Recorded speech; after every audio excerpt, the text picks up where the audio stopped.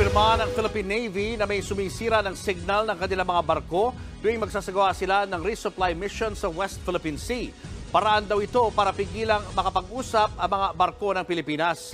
Nasa frontline ng balitang yan si Brian Castillo. Agresibong pagharang, pagbuntot at pagbangga ang ginagawa ng Chinese vessels tuwing may resupply mission ang mga barko ng Pilipinas sa Ayungin Shoal.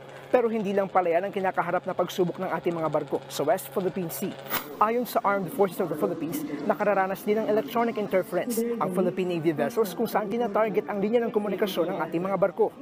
Hindi direktang tinukoy ng AFP ang bansang nasa likod ng anilay pakikialam sa signal. Pero malinaw daw na gusto nitong pigilan ang mga barko ng Pilipinas na mag-usap-usap sa gitna ng mga misyon.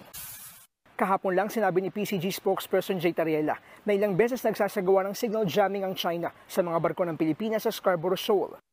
Wala naman daw dapat ikabahala ayon sa Philippine Navy dahil handa sila sa mga ganitong sitwasyon. Hindi rin daw ito nakakaapekto sa resupply mission.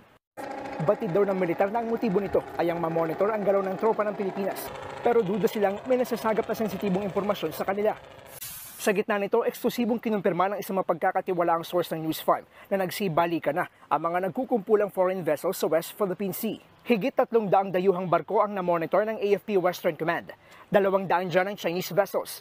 70 sa mga yan ay umaaligid sa Julian Felipe Reef na pasok sa exclusive economic zone ng Pilipinas. Nasa 50 hanggang 80 barko naman ng Vietnam ang naispatan. Nananatili rin daw ang 4 na China Coast Guard at hanggang 17 Chinese fishing vessels sa Bajo de Masinloc. Kanina kinumpirma ni Tariela na gumamit na rin ng China ng fishing vessels sa pagtataboy sa ating barko.